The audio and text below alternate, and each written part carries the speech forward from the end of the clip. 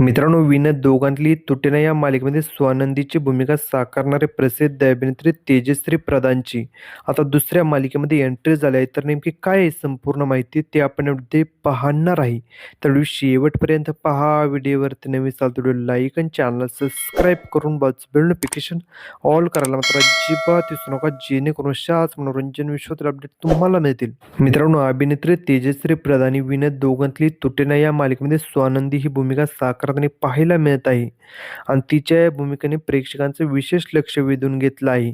पण तिच्या आता दुसऱ्या मालिकेमध्ये एंट्री झाली आहे.